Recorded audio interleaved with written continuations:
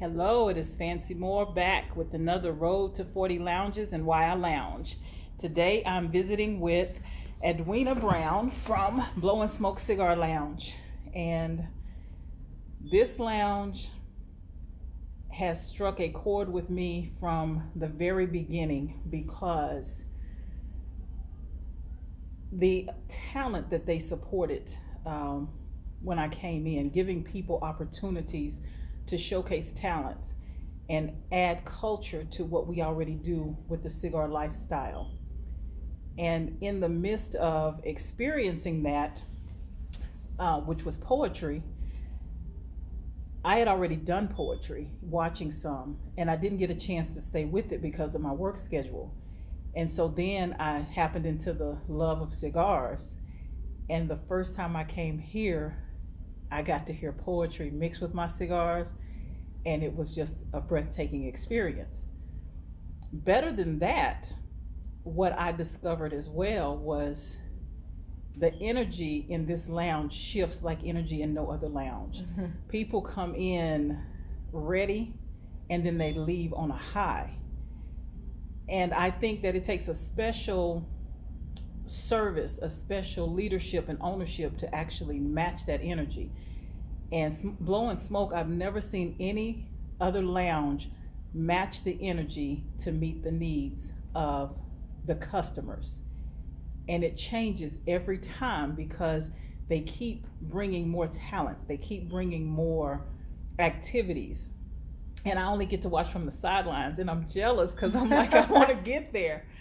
But in the beginning, when I could get here, I came back more because it was almost like you just wanted to be there to see what came next.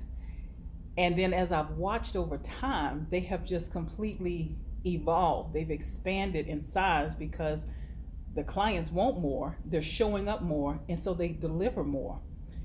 And the one thing I specifically want to ask Edwina today,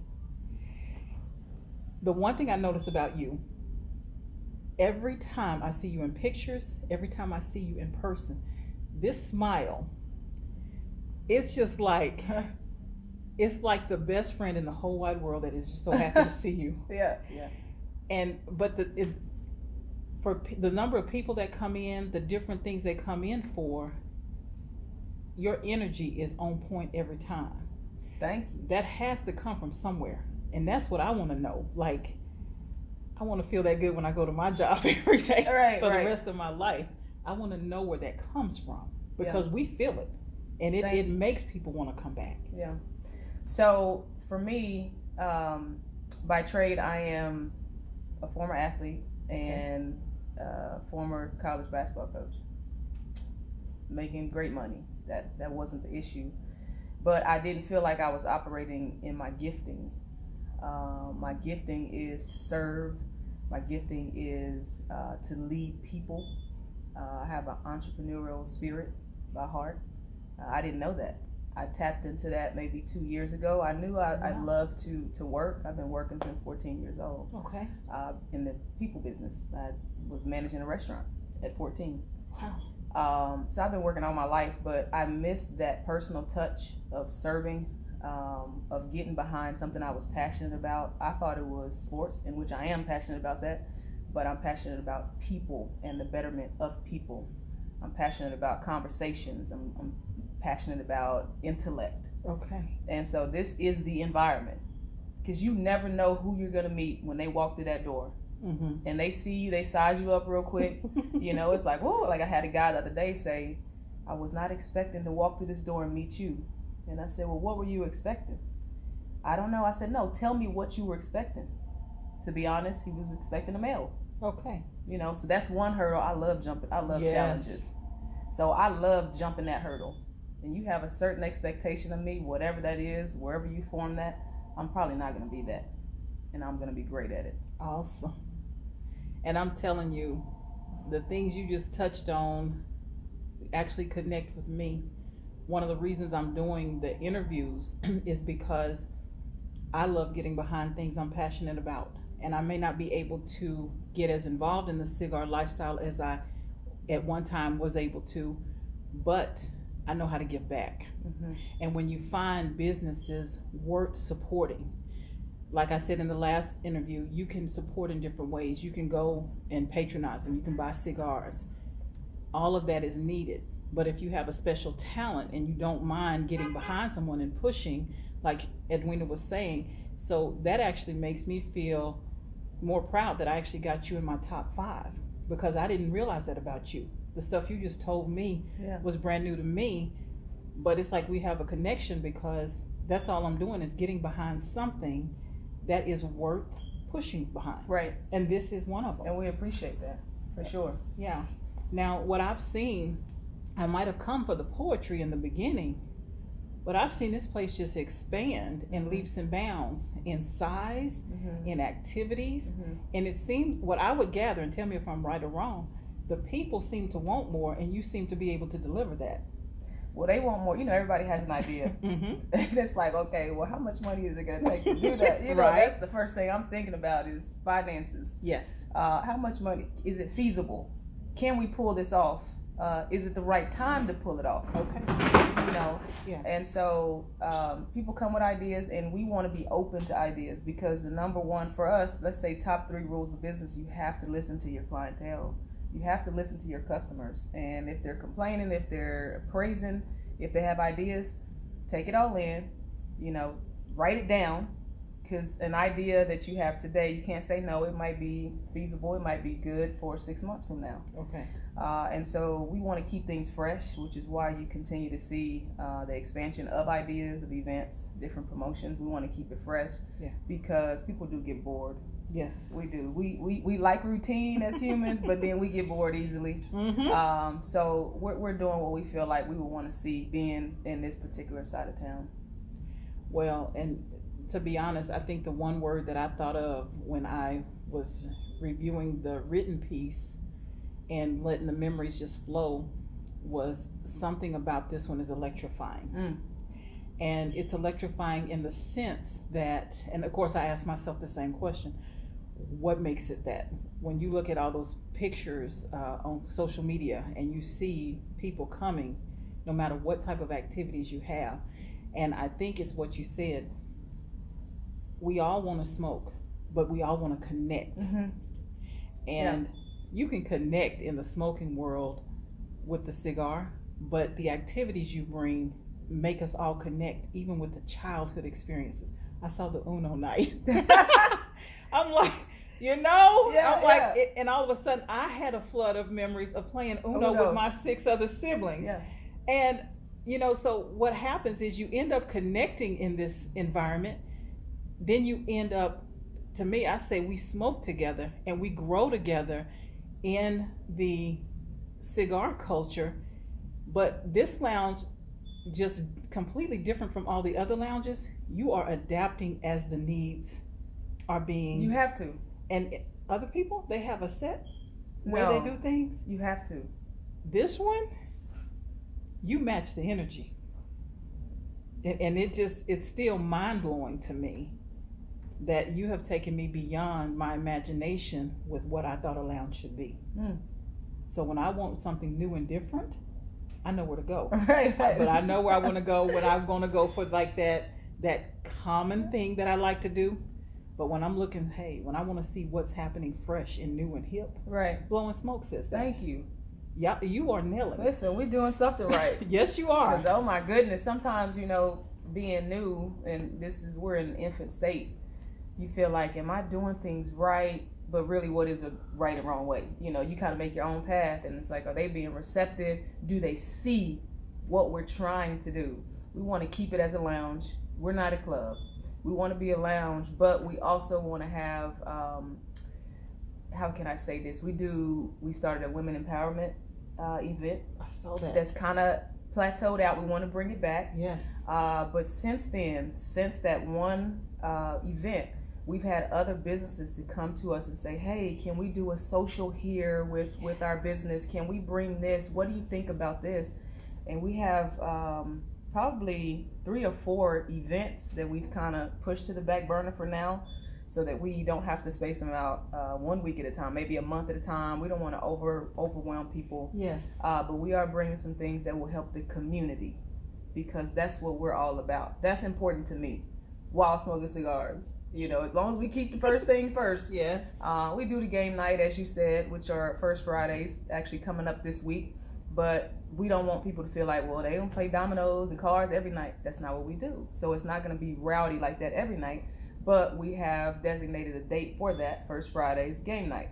And so on first Fridays, it may get rowdy. People may be, a little bit more inebriated. They have to call them a Uber or something, because, there's drinks involved in those. It's adult games. Yes. That's drinks are involved.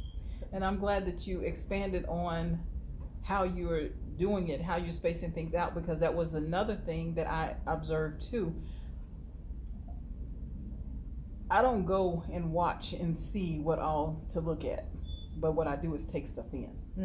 And part of what I've seen in what you do, just from the outside, is I'm thinking to myself, the way you have done business and the life that you bring to it, there has to be some type of business sense going on here.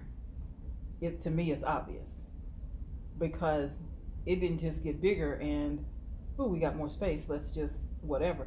There is a structure to this. It has to be.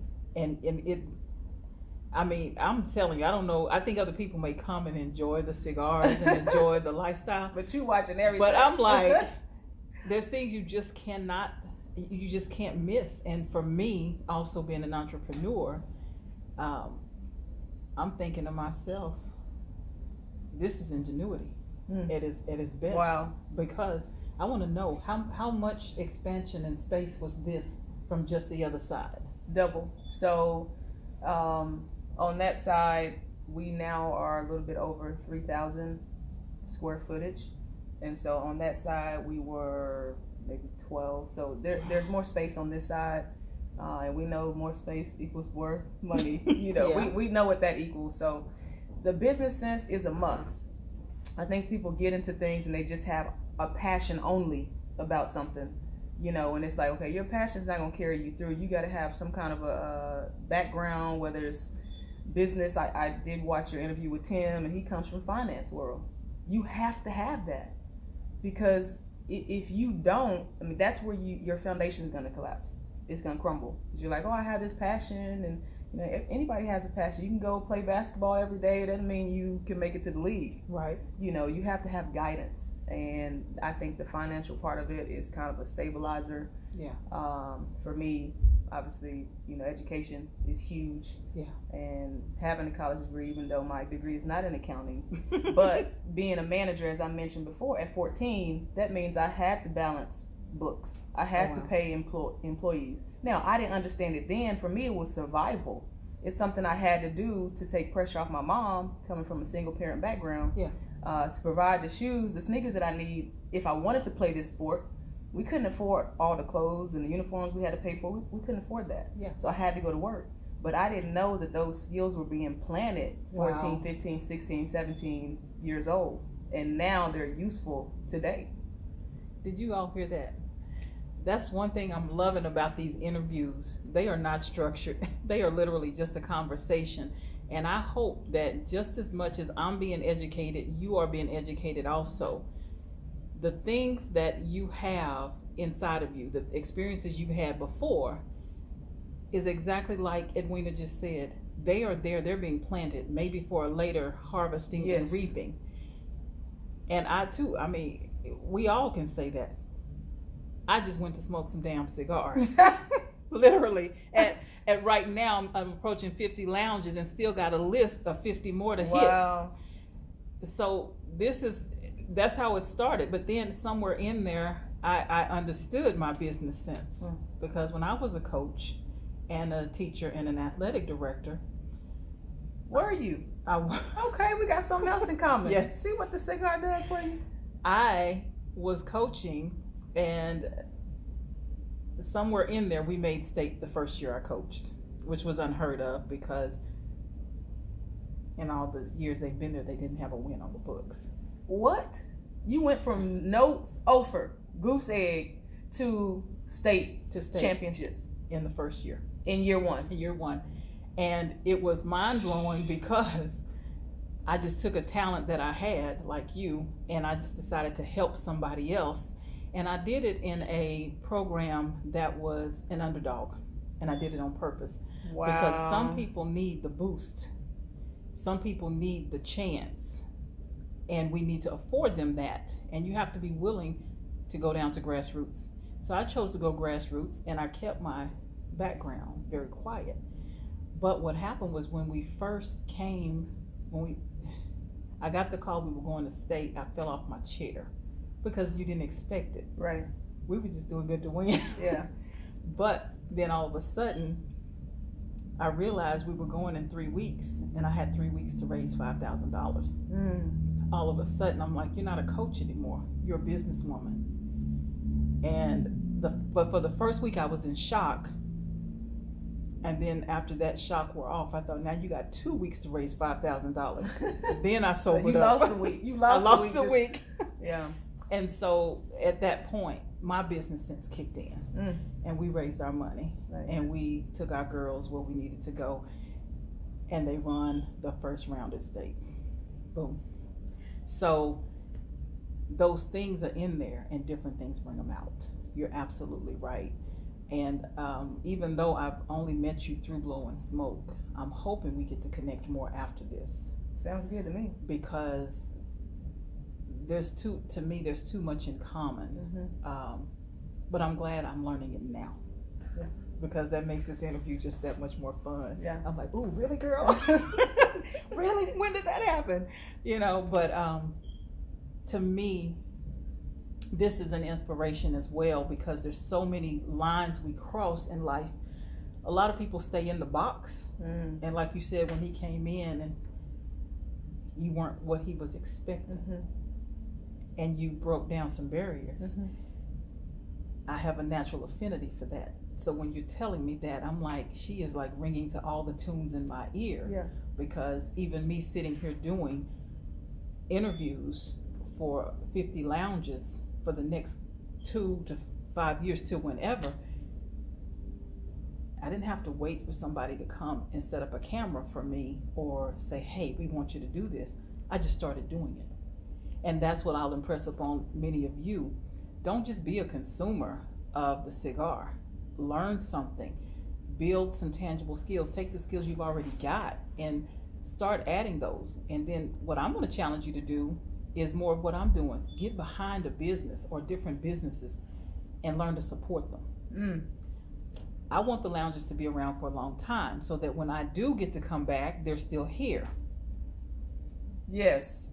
I don't want to, I'm going to let you touch on that. Look here. I have built this love for this.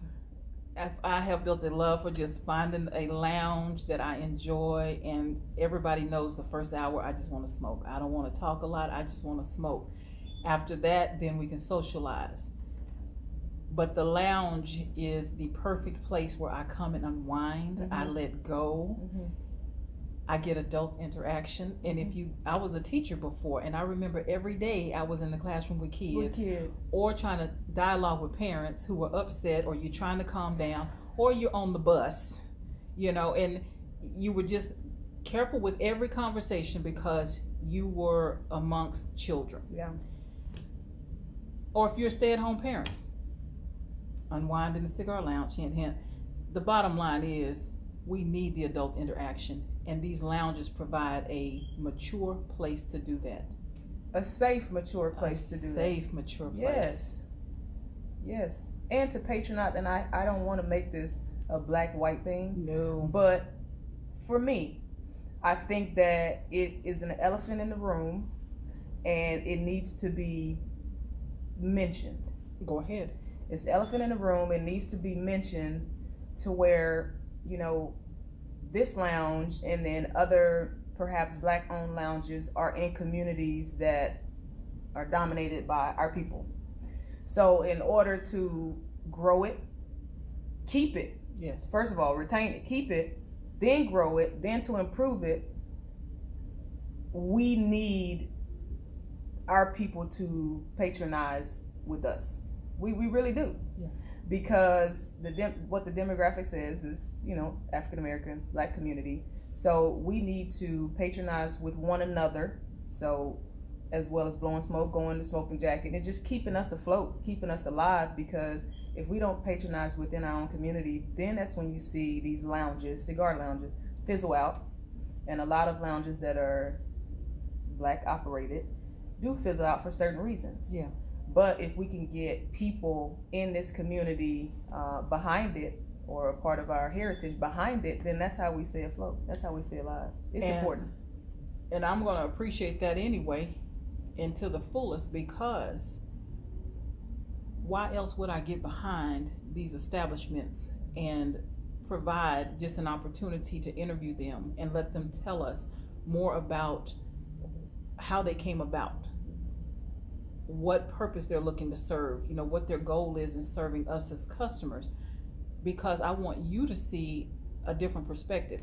You might not have realized that when she lays things out, and I didn't realize until now, I could just see the business transpiring, but what she's really saying is she's watching what people are asking for, and then she's looking at the timing, she's looking at feasibility, and what is it about? It's about actually bringing us what we want. Yes. And what she said is, I hope you see that. I hope people see it. So what I'm going to say is, appreciate when people are creating something that matches what you're looking for. And don't be afraid to give your ideas and opinions. You want it to be long-standing. You want to see it evolve. I've never seen a lounge evolve like this one has, because of your willingness to adapt, but your adaptations make sense to the time. So that's why I said, this is not, what you're doing is not happenstance. And I'll tell you now, I'm getting behind lots of lounges. As a matter of fact, the interviews, I hope, bolster more dialogue and interest in the business. But better than that, I'm also hoping that other lounges that might not have otherwise visited will begin to start to visit, right, and finding out how to support each Absolutely. other. And the reason I want to touch on that is because you're talking about it from the explanation you just gave, but with all of this, the new regulations coming down, it's going to take everybody. Yes, it is. Together. From every side, in every circle, to support one another, because the 80 lounges in the DFW are stronger and more powerful voices, and the patrons that come and support them are more powerful as a voice than a few lounges when it comes to regulations and rules that could affect us doing what we love. Right. So this was just intended literally to say, hey, everybody, there's different places to go. If you haven't thought about going here, go here, kind of spread it out.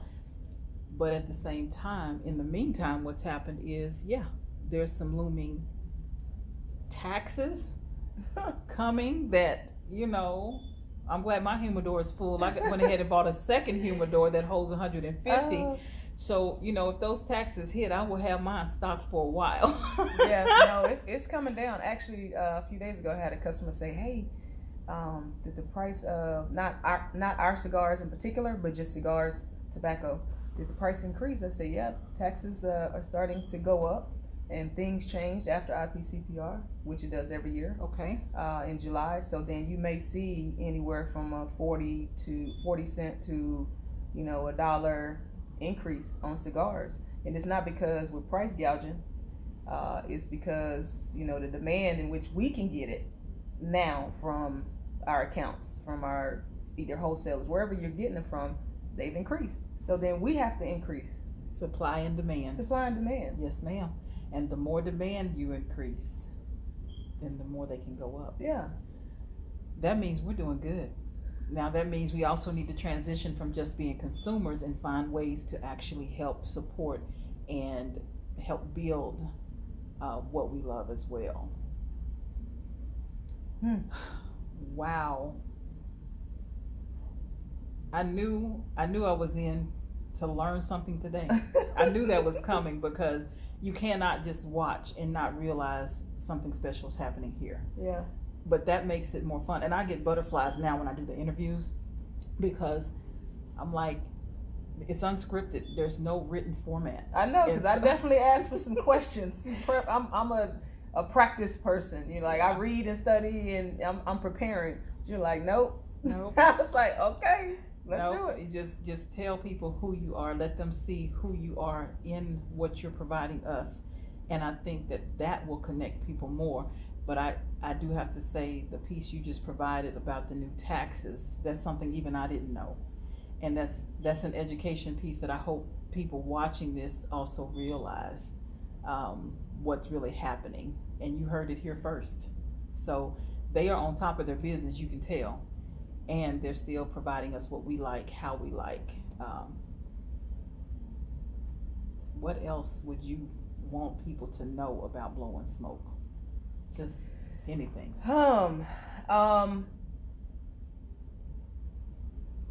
We're definitely growing. I'm glad that you saw that, and I think the expansion is the most visible way to see that. People may want, not people. Everyone wants you to grow faster than what you're capable of doing. We just can't grow as fast as we would like. Even I would like. I would love to just have a fully stocked humidor and particular type of furniture in here, and you know, there's things that I would love to add, but we can only add as we grow. And as we grow means those cigars are being sold. It's a chain reaction. Yes. And as those cigars are being sold, then we can grow. Then I can perhaps hire more people, which I think we have enough. But I can't hire more people or allow them to run it if I can't pay them. You know, there are certain columns on that expense report, and each one of them you have to look at. Yeah. So we would love to have the latest, hottest cigar from this particular company, and maybe we don't have a relationship with that company yet. Yeah. But what you do have in stock is definitely on point. It's legit. It is. Yeah, it's legit. The cigars. It's legit. Look, I already told her before we got started, this is what I want out of there. And when she brought me out the selection, I said, just put them all three down, because they'll be walking out the door with me. I'll be smoking one now. Yeah. But the Spade cigar is what I'm smoking today. And I'm taking 2 home. I deliberately, and I'm going to tell you this, I did not buy one before now because I wanted to buy it here. Okay. I did not know how long it would take me to be able to get back over here because of my schedule. Right. But I knew that I was not buying a Spade cigar from anybody else. Well, and that's one of our, I would say, boutique companies, being that, one, you're not going to find it everywhere. Matter of fact, we may be the only lounge in DFW. Oh, really? Yeah. We may still, to date, be that way. I could say that in good faith probably 6 weeks ago to 2 months, but I don't know how things are now. But we were the first lounge to bring them in, company out of Houston. And they've done a great job of marketing themselves. They're now in South Carolina, Atlanta. I mean, Maryland, they're moving around quite a bit. But we're a lounge. We want to have like the newest, hottest things, as well as supporting our people. That is important for me. Yeah. And I can't touch on it enough. We also have another company, which I call Boutique. They're very popular in DFW, is Definition Cigars. 5 young men that are from here, and they've launched a cigar with the blue ribbon. Excellent cigar. They actually have 3 lines in their cigar. You probably had it, I'm sure, all 3 of them. That was the first cigar to ring this finger. They did. The blue band. Yes, I'm giving you your shout out, Neothes. Yeah, you got to. You have to. But again, supporting our people. For me, the 3 of those guys, if not 4, actually 4 of those guys, I met in the cigar group that I'm a part of. It was my introduction, really, to cigars. Cigar Boys and Girls. Yes, that's what I was going to ask you. How did you get into cigars? Okay. So I got out of college coaching in 2017 at the end of that school year, and I've lived in 6-7 countries and all these different states. I've been all over the world, and so friends, because I live in one country one year and I go to another country another year, I might have friends in that country that I never see again, and or go to another country like Spain that I never see again.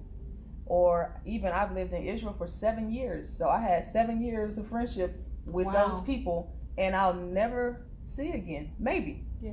God full circles it back, then great. And so a college friend of mine, I played at University of Texas, and so we played pickup together. He played at NAIA school there in Austin, and we were really cool, really tight. But then when I graduated, I'm all over the map. Yeah. And so when I landed back in this area, he's from this area. So he reached out to me and said, hey, would love to see you. I want to come by your office, blase, blase. So we reconnected and, kind of like a 10-minute reconnect. What you doing? I'm like, well, college coaching, I don't have a life. This is all we get to do. We don't have much free time. And you have a life, but, just say that out the side of my cheek. But he started talking about his endeavors, and cigars was one of them. He said, yeah, I have a group. Now, to me, that was foreign. I'm like, what you mean a group? Okay, I know what a cigar is, but what you talking about a group? Yeah. So he invited me out. I didn't get a chance to go out for a year and a half later. Timing was, I jumped out 2017. He kept in touch, and I said, you know what? I kind of have some freedom now. I'm going to take a year off to kind of just travel around, spend time with family, just because I bounce around so much, and see where my life is kind of taking me and turning. And so I went to a cigar lounge. They met every Wednesday at that time, and I went one day and I sat in there, and I'm like you, I observed. I took it in. It's like, let me try this cigar thing. Right? Understanding the culture, you gotta at least buy one, even if I bought one for him. But I ended up smoking it, and I'm like, okay, I like this, but what I loved about it most was the conversations. Okay. The conversations, the fact that nobody cares what you do, what you did, how much money you made. We're all equal when it comes to this. Boom. We're all equal. And so we just have conversations, and I loved it. Found myself the next week like, where are you going now? Next Wednesday. He was like, you know what? Let me add you to my group so that you know every week where we're going. Oh, wow. And that's how I was added to the group. So this is new to you. This is new. So how did you end up owning a lounge? Now that question I did have to ask. Well, things just kind of happen. It's like most of your, how do I say this? Most of the things that you're successful with, they kind of pick you out. Like for me, sports. Wow. Okay. Like sports, it's like I knew I loved playing sports. Yeah. But then basketball just chose me. It's like, this is going to be your way out of your small town. This is going to be your way into seeing the world. This is going to be your way in providing for yourself and your family. It kind of chose me. Wow. And so with this, I actually went to a lounge and just was patronizing, enjoying. It was a certain event, and I went with that cigar group.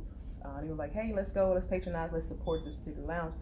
And so when I went, I ended up meeting Lisa there. And it's like, okay, she seems cool, but with me, I'm real laid back. I got to feel you. If I'm not feeling you, I'm good. Okay. Now, it doesn't mean I don't like you or I'm snooty. I'm just particular about the energy that's in my space. And so we kind of hit it off in terms of we vibe like we were from the same neighborhood. Oh, wow. And then she's like, hey, next conversation, hey, I may need your help with something. Like, what makes you think I can help you? And it was like just the feel that she got. And so from there, it just kind of took wings. And she's like, hey, I need help with this cigar lounge and kind of crap shot on the finance part. And need your help to come in and possibly clean that part of it up. And so I started out just like a mentor, then, advising, and then it just became a full-on partnership. Wow. And that was that soon after ending coaching. Yeah. Wow. This is some good stuff. And that's what I said I love. I may have met you, I may have been to your lounge, but to really experience you is happening right now.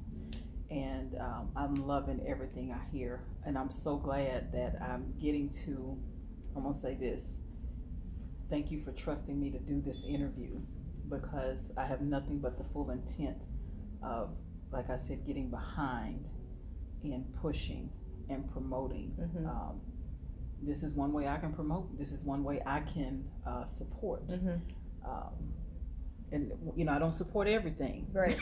but thank you for doing that, because we definitely need people behind us. Yes. And something that's bigger than us. So we don't want to say like we're out in the front and we're the eagle. Yeah. Even though we would love to be, yeah. We're not there yet. Yeah. We're a little eaglet right now. We need somebody to kind of help push us out the nest and say, hey, this is what I want to do. This interview, we don't know where it's gonna go. Yeah. So. And that's the fun part about it is, believe me, as I have the dialogue with the different lounges, the lounge owners, I start to try to think of how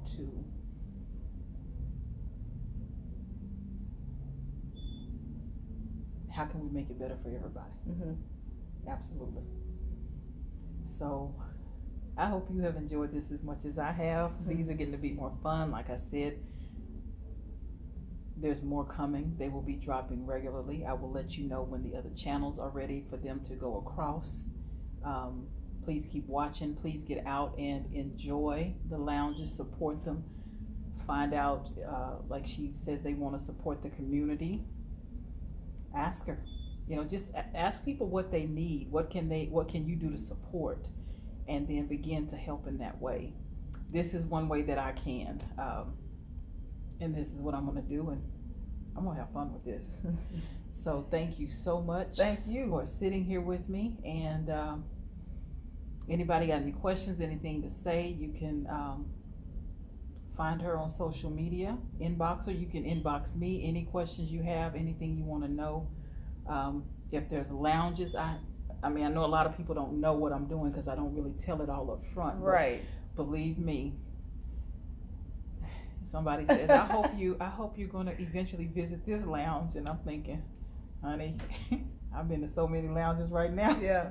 I just don't always announce, but when I put them out here, it's to give you a chance to really see the inside of it, and I hope you'll go visit. So get out here and support. Thank you. We're finna finish our cigar.